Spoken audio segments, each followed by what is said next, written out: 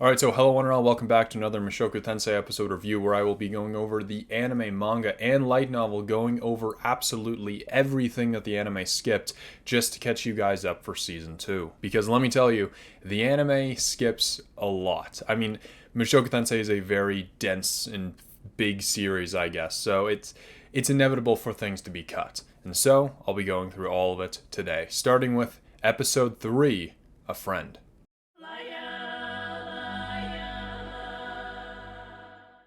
So the episode starts out where it left off last time, with Roxy leaving the Grey Rat house, and after Rudius had thanked her for everything that she's done for him, and then we cut to him praying to the Holy Relic. And so soon after, it might be the same day or the next day, we see Paul and Zenith flirting with each other before Rudius walks up to them and says, "Hey, mind if I go outside?" And they are pretty shocked because he's never gone outside, like outside of their house before. Paul actually thought there was something wrong with Rudy when he was born because he would never cry or anything, and he just acted a little bit more mature for his age. But Rudy was like, alright, so think about it like this. Wouldn't you want your eldest son to be mature and responsible like that, right? You need him to be a proper heir to the family. And Paul's like, alright, well, if that's what you want, then you better bring home a girlfriend or two. And then Rudy says that he'll bring one that is a match for his mother. But then Paul goes into a whole spiel about like being kind to others, and the strength of a man is not to be used to push others around. And Rudy says like, of course, it's used to show off to girls. And Paul's like, hell yeah. Wait, what did you just say? In reality, it's to protect the weak. And as Rudius leaves, Paul is just thinking to himself like, he just wishes he could be an actual father more to Rudius than he is. Because it's hard to kind of raise a 40-year-old, you know? So the opening credits shows a compilation of Rudius walking around the town and waving to the villagers, and he notes that he actually enjoys going outside now and that he'll always treasure the Holy Relic. But then he stumbles upon a few kids, like 3 or 4 kids, picking on another kid, and they're calling him names, like throwing mud balls, calling him a demon. And Rudius then throws a couple water balls their way and just gets the bullies to flee.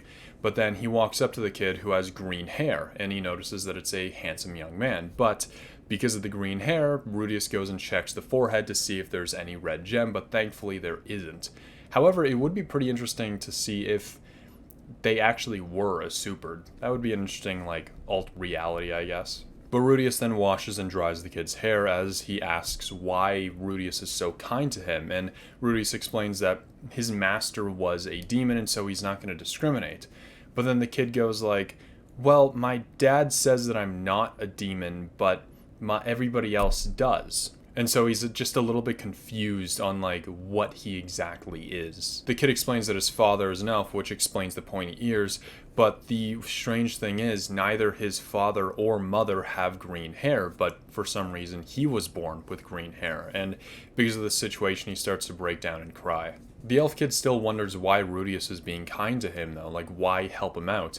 And Rudius then explains that his father told him to use his strength to protect the weak. But the elf says that Rudius is probably going to be excluded from the friend group, and Rudius is like, who cares? If I'm not going to be able to hang out with them, I'll just hang out with you. And on the plus side, because the kid is a handsome young man, Rudius thinks that when he grows up, all the women will flock around him, and so if he sticks with this kid, then therefore he'll eventually, he'll get some women coming his way as well. Rudius then formally introduces himself, and so does the elf kid, but as he does, as he says his name, he says Sylph, the wind blows in his face and it kind of catches his breath. The two of them eventually make their way to the top of a hill where Rudius wonders what they should play, and Sylph is like, I don't know, I've never had friends before, I'm not too sure what to play, but I am interested in the whole magic thing that you did. You were able to wash my hair and dry it off all just with magic. But Rudius says that he'll gladly teach him, and when Sylph hears that, his ears do a little wiggle. So we cut to just before sunset as Rudius drops Sylph home, and when that happens, we get a quick shot of their parents. You can see that the father is a tall man with light brown hair and pointy ears, obviously being an elf, and the mother, on the other hand, is a slightly shorter person with long brown hair. So when Rudius gets home, he sees that Paul is waiting outside for him, and he's pretty angry, and Rudius thinks that he found the Holy Relic, but in reality it's because, I guess, Paul was told that Rudy had punched Somal, one of the bullies that were picking on Sylph. As Rudius tries to explain his side of the story, Paul just tells him, no, the only thing that you are supposed to say right now is sorry. Rudius tries to explain that Paul is being irrational right now, and not even giving a chance to hear out your son, but that just gets Paul more angry, and then he hits Rudius in the side of the face, and he kind of just looks at his hand in shock at like what he just did. But during this moment, Rudius is like, I've tried to build trust between us, but even if I did hurt Somal, I would not apologize. And it's at this where Paul's like, wait, what happened? But then Rudy is like, oh, but remember, no excuses. Next time I'll see some kids ganging up on a helpless kid, I'll just ignore it. Or hell, maybe I'll join in. I'll let everyone in the village know that this is the Grey Rat way.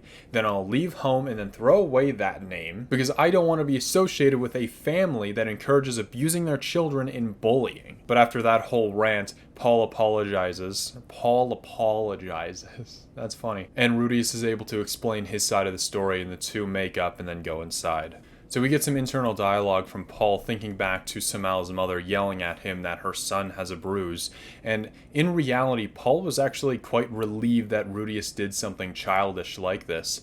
But even still, like, the fact that his kid is still a saint-tier magician, he should be more responsible than this. And so Paul thought to be extra hard on him. But in the end, he was just in the wrong and regretted his decision of being extra hard. In the end, Zenith finds him drinking a whole pint of alcohol and tries to comfort him. But he's like, man, if I told him to leave the house, he probably would have. And this is much like what happened to Paul. He left his house when he was young and never came back, and he was unable to talk to his father about it afterwards. He never saw him again. And so we jump about 6 months ahead into about the summer of K412, and I guess Somal and the bullies really just never learned their lesson, and they kept trying to go after Sylph, but each and every time Rudius would stop them and protect Sylph. But each time he did, Somal's mother came running to Paul and getting angry about her son. But then Rudius started to think that she was more interested in Paul than her kid and was using that as an excuse to go see Paul. And it really just reminds me of one of those just cursed hentai. I don't want to get into that. But Sylph's magic has grown quite a bit in the past half a year and is able to do beginner to intermediate magic. And with this, Rudius' hypothesis was correct. Your mana is not determined at birth and can be grown over time, and so that also means that he isn't special, he's not the chosen one. But Sylph wants to learn how to heat up water like Rudius can, and so he does it on the spot, not using an incantation. But then Sylph wants to know how to do it without an incantation. And after thinking about it for a moment, he tries to teach Sylph how to do silent spellcasting. But it's a lot easier said than done. It's much like how Paul tried to teach Rudy how to cut a boulder in half. You can't teach what you don't actually know what you're doing, because it's all unconscious, like footwork essentially. But despite the difficulty, Sylph is able to create a water ball without using a silent spell. But as Sylph celebrates and runs around, Rudius just can't help by thinking like, how drop-dead handsome this kid is. And that even as a man himself, he can still understand the handsomeness and beauty of him. And he gets thinking about his old life, that I guess he had a childhood friend who got married, not to Rudius, obviously, which is the typical childhood friend story. However, as they're training, it starts to rain, so they run back home, and now they're soaking wet. But as they arrive, Lilia, being the goddess that she is, already prepared them for towels, and Rudius was able to dry himself off. But Lilia also prepared a bath for them, and so they went upstairs, and Rudius just stripped naked, and Sylph is kind of like, oh my god, what are you doing? And so he's like, hey, come on, we gotta take a bath, And so he takes off Sylph's shirt, and then he's covering his chest, and then he goes to take off his pants, but Sylph hits Rudy. But then in Rudius' mind, he's like going, okay, so he just thinks that he has a small, and it reminded him of his past life, and so he pulled a fast one on him, pulled down the undergarments, and Sylph understandably cries as Rudius finds out that he is actually a she. But then a little bit later, Paul and Rudy have a bath together, and surprisingly, Paul isn't like angry about this. He's kind of calm and rational, but he just asks why Rudius did this, and all Rudy has to say in return is just that he's sorry. But Paul says, hey, don't apologize to me, apologize to Sylphy. And he's like, Rudius, you're a smart kid. Apologizing will do you wonders. You'll learn from the mistake and not make it again in the future. And so after they get out of the bath and little time has passed, Rudius goes downstairs and apologizes to Sylphy and says that he thought that she was a boy. And then Paul just thinks to himself, yeah, maybe he is not as smart as I thought. This kid of mine might be a little stupid. But as Paul and Rudy train together, Rudius complains about his broken friendship with Sylphy and the fact that he's not really progressing in swordsmanship. And Paul actually makes some pretty helpful advice. He says that although women like men's strengths, they also like your weaknesses as well. If someone is clearly stronger than you and then chased after you with naked lust, you're probably not going to like that. And so you need to show them your vulnerable side as well to balance things out. And so he says that Rudy needs to go to Sylphy and show that he is hurt from this. And chances are she'll come running back towards him. But if she doesn't, he says for Rudy to come back to him because he'll have more advice for Rudy to help him out. But then Paul spins Rudy around to see that Sylphy's standing in front of the gate to their house. And so Rudius walks up to her and with a ridiculous stutter, he says how cute she is and how awesome her smile is, and it'd be a shame to not be able to see it anymore. Jittering closer, Rudius tells her that she should let her hair grow out, but she takes a step back and is like, I don't really want to. Rudius panics and turns around to see Paul going yeah, you got this, bud. Go get her. But then Rudius says that Sylphy's been awfully cold to him lately, and with that she grabs his hand and she apologizes, which she really doesn't have any right to. She shouldn't be apologizing, but she doesn't hate Rudy or anything, which is good, I guess. But she just tells him to act normal like he was before, and everything will be fine. But Rudius thinks about how great it is that there's a girl his age that's kind of into him. Not into him, but she likes being around Rudy, and with that, he just doesn't know how to act. He says he doesn't want to ruin their relationship and would love to keep close to her in the future. But because Sylphy said that she wants the relationship to be how it was before, he'll do everything that he can to cherish his first friend he made in this new world. But after they make up, Paul starts to question what he's teaching his son at such an age. But this entire inner monologue really shows us a little bit of Rudius's mindset. In a way, he doesn't feel like that 39-year-old man from Japan, and he kind of sees himself as that 5-year-old kid. He sees himself as Rudius Greyrat from Buena Village. And a lot of people question Rudius's morality and is he an awful person for what he does to some people, including, I guess, what he did to Sylphy, right? And in a way, yes, just regardless of how he identifies himself as, he's still done some pretty shitty things, but it really is is he a 39-year-old man or is he a 5-year-old kid? I don't know, it's interesting because none of us have been in this situation, but I feel like that if we were raised again as a kid, I feel like we would start to think, oh yeah, no, I'm just a kid. But it's kind of difficult to talk about that because we just don't know what it's like. And so the morals of this are definitely questionable. Is it morally wrong for Rudius to be interested in people around his new age or not? I don't know. Because he can't really go after older people either because then they'd be in the wrong. And so, I don't know, it's just a very complicated situation. But because topics like these are a little controversial, I definitely want to make a video about this eventually, but I don't know when that will be because I will need to choose my words with the utmost carefulness. I don't want to get canceled. But the morality of Rudius Greyrat is definitely interesting. But anyway, with that, let's go into the manga.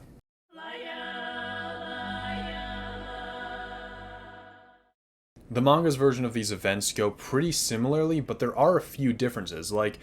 For example, we see Rudius studying the Vatrius flowers. Pretty exciting stuff, right?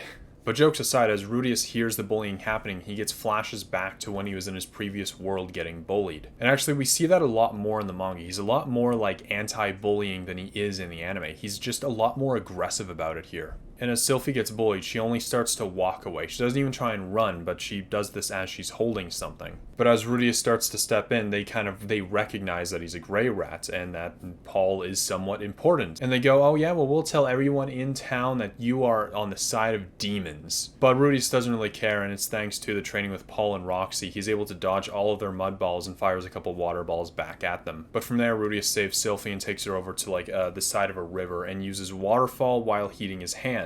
And switches out the waterfall with some kind of wind spell and cleans and dries Sylphy's hair. But we do get a little bit more info on Sylphy's family. Her father is a half human, half elf, while her mother is, I'm assuming, 3/4 human, but we do know that she is 1/4 beast race. But that still doesn't really explain the hair color, though. But from there, Sylphy reveals that she's carrying her father's lunch and was bringing it for him. He works at a lookout tower on the edge of the forest, and Paul and Rudy's argument goes pretty similar as it does in the anime. But in it, we do find that Somal's mother is named Miss Ato, so pretty exciting stuff. But we do actually get to see the full aftermath of the fight. Paul bows his head down to Rudy in apology as we hear Rudy explain the full situation. And Paul says that even if he himself does something bad, he hopes that Rudy will scold him for it. And Rudy is just like, well, all I want you to do is just hear me out. Next time there's something you're mad at me for, just listen to me. And after they finish apologizing to each other, Rudius asks if he can bring Sylphy over sometime to play, and Paul's like, oh, hell yeah, sure.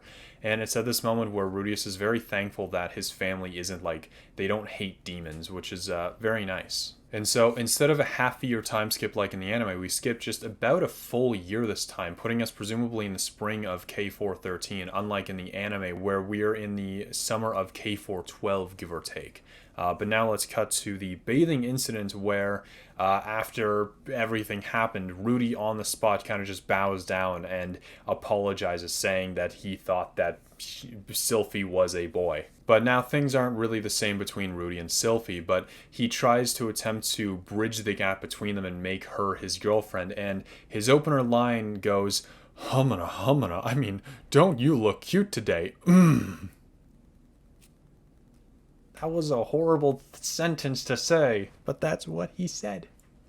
That's an actual quote from Mushoku Tensei. But then we get the nice conversation between Sylphy and Rudy saying that she kind of just wants things to go back to normal.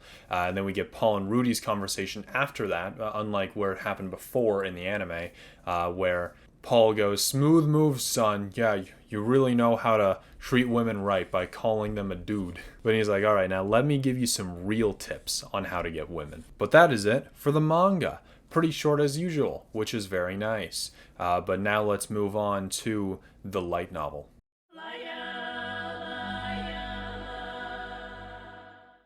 So the light novel starts us off with Rudius going outside, and we find out why he brings the botanical encyclopedia with him, and it's to tell him what plants are safe to eat, which ones are poisonous, and which ones he can use for medicine. And so this way, if he ever gets kicked out of the house like he did in the previous life, he's not going to be kind of just stranded without any information. He'll at least have this knowledge. But we do get confirmation on what the Vatrius flower looks like, and it's apparently these like purple flowers, one similar to lavender in our world.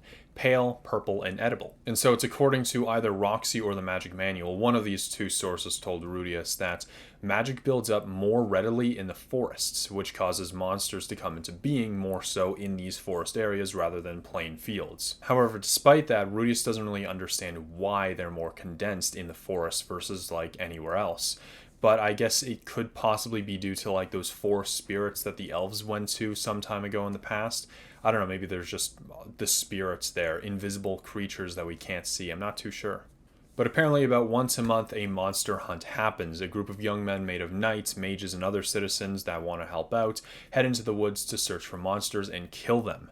However, despite that, a random monster could just show up out of nowhere, and that's why Rudius is being trained to fight. However, Rudius' mentality about this is that no fight ever has to happen, and that he should try and avoid it at all costs. And so if he were to ever run into a monster, he would just run back home and tell Paul. So unlike in the anime and manga where they call Sylphy a demon or it, in the light novel they refer to Sylphy as a boy, like as a he, the bullies do, which explains why Rudius didn't think that she was a girl. It's because other people were saying he, and so it kind of makes a little bit more sense this way. But the bullying scene goes a little bit differently in the light novel than it does in the anime and manga, and Rudius isn't as heroic as he is in those adaptations. Instead of simply saving Sylphy by throwing a water ball at the bullies and they ran away, in this, after he throws his first water ball, they call for backup.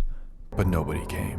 But despite that, Rudius has his legs locked in place as they shake, and he's just unable to keep a cool head. After that, he yells at them and tells them to shut up, and that they are the worst. Getting more angry, Rudius conjures a mud ball and starts to throw it at them, and the rest of the encounter goes pretty normally how it does in the manga and anime, as the kids say that they're bored and leave. But this is the first time that Rudius ever actually stood up to bullies, and he kind of felt good about it, even though it's really presented not as good as it is in the anime and manga. And despite him just previously saying that he'll try and avoid fighting at all costs, he kind of escalated the fight a little bit here. You couldn't even have a civil dispute without getting angry, and so I guess Rudius will have to work on that. But then Rudius goes on to describe Sylphy as a little white rabbit who needs protecting, and if you were a lady who was into shotas, I guess you'd be into this. But then Rudius helps clean her off from all the mud and takes out a handkerchief and wipes some extra mud from her face. But then he realizes oh, she's got green hair, and so checks for the super red gem. But what's interesting is despite Sylphy technically being 5/8 human, 1/8 beastman, and 2/8 elf, she has longer ears than her father has, when his father is half elf and half human. But because of this, Rudius thinks that there might be some affairs happening back at her home to make Sylphy look so different than her parents. And apparently Sylphy says that her father can get pretty angry if she doesn't behave, but if she does behave, then it's fine. But her mother's, I guess, very nice, so her father's a little sus, I guess. But Rudius, once again, like in the anime, talks about how Sylphy is a Shota's dream and thinks that once he grows up, he'll attract a whole bunch of women, and women will be all over Sylphy, and the ones that don't have the courage to make a move on him would naturally end up making a move on Rudius. And Rudius prefers women that are a little unsure of themselves rather than ones brimming with confidence, so I guess we'll see how that goes, but solid plan, I guess. But Rudius helps delivers Sylphy's father's lunch to him, and they meet Laws, her father. And he describes Laws as being a very attractive man with pointy ears and blonde hair that glitters in the wind. And despite being kind of slender, he still has some good physique to him. And basically he's inherited both of the best traits from like elves and humans, and that's put them together, that's Law. And much like how Rudius's parents call Rudius Rudy, Laws calls Sylphiette Fee. Gives a little nickname, and it's cute. But Laws has actually heard of Rudius because he works at the Watchtower and hunts any monsters that escape the forest. And being a defender of the city, it's no wonder that he and Paul knew each other. But according to Laws, Sylphy's appearance is due to something old in their ancestry. And as Rudius talks to Laws, he notes that he understands why Paul feels like an underqualified parent. It certainly would be tough to be a father to Rudius, especially in a world where the father's kind of meant to be that strict man of the house that has control over everything. The way I word it kind of makes it sound a little bit sus and that it's not really a good thing, but I don't know, it seems to work in this world. I don't know. However, then you have cases of Laws who seems to be not the best kind of father, because he even says like, oh, did you get bullied again today, Sylphy? Without really caring that he's letting his 5-year-old walk all the way across town, all well knowing that she is going to get bullied. And this has presumably been happening for years considering how used to it she is, and he just isn't fazed. I don't know. Laws, he comes off as this nice guy, but I think indoors behind, in their house, I don't know, I don't trust him.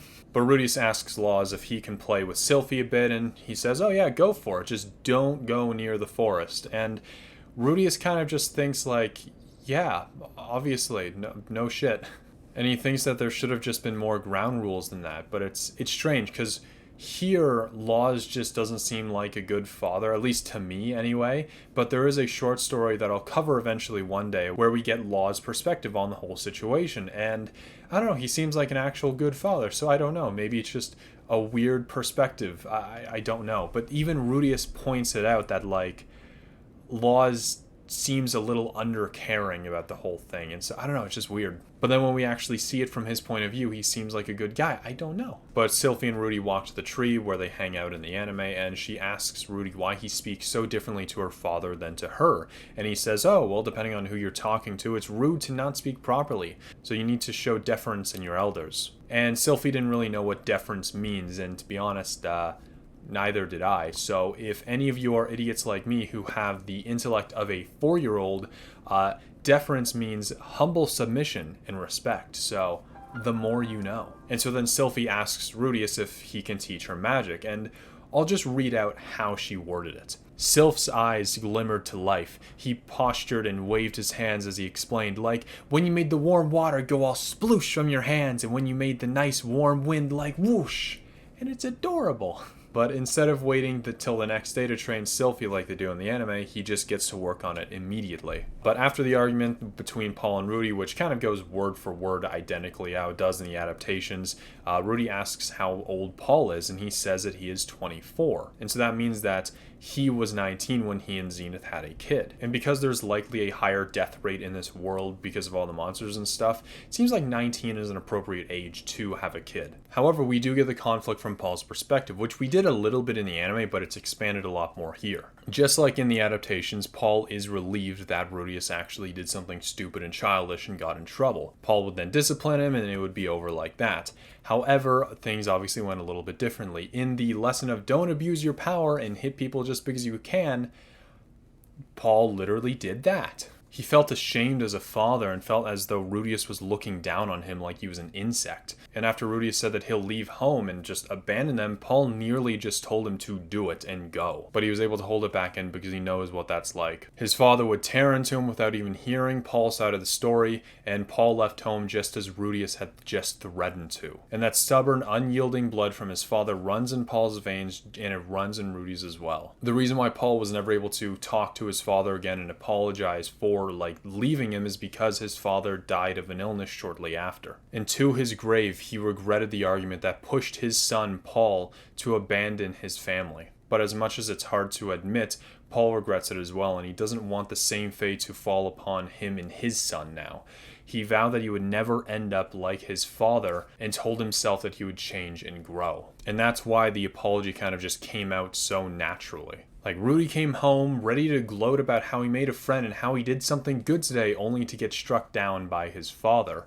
Paul's father had done this many times to him, always blaming him for not being a perfect son. At that moment, Paul failed as a father to teach his son any lesson, and in reality, his son taught him a lesson instead. And Paul actually started to wonder if Rudy was actually his son, because he's kind of just a little too perfect to be related to him, but he then dismisses that thought and says that Zenith is too loyal and faithful for her to ever cheat on him.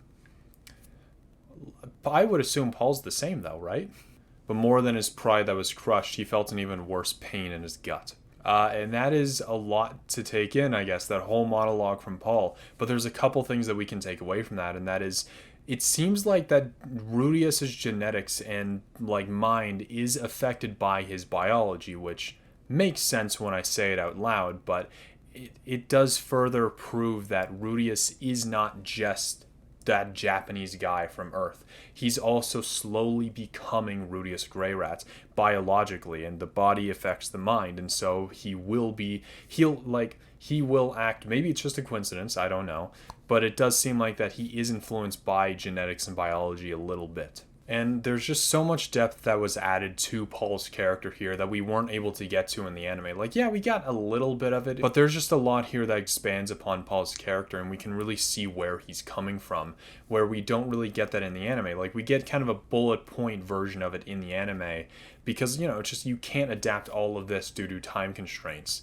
But then we have the manga where it didn't adapt it because it didn't want to, I guess. But here we get to know a lot more about Paul, and it's quite nice. And now here we get a time skip that's a bit more similar to the manga than the anime, skipping about a year ahead, putting us in the spring of K413, just past Rudius' 6th birthday. But Rudius describes his mornings to say that they were filled with sword training, and in the afternoon he'd do field work and practice magic under the tree on the hill. But Rudius explains that he started to combine swordplay and magic together by using wind to accelerate his sword swing, or use a shockwave to almost flash step, and even turn the ground to mud like a quagmire. Now on the surface it doesn't look like that Rudius' swordplay is getting any better, but in reality, working on all of those things, all these little gimmicks, it'll help him get out of sticky situations. So either he can do normal and proper training, or he could find different ways to beat his opponent, and so he's choosing the latter. Instead of going down the path of a regular swordsman, it'll take many years before he could beat Paul. But by the time he could, Rudius would be 21 and Paul would be 40.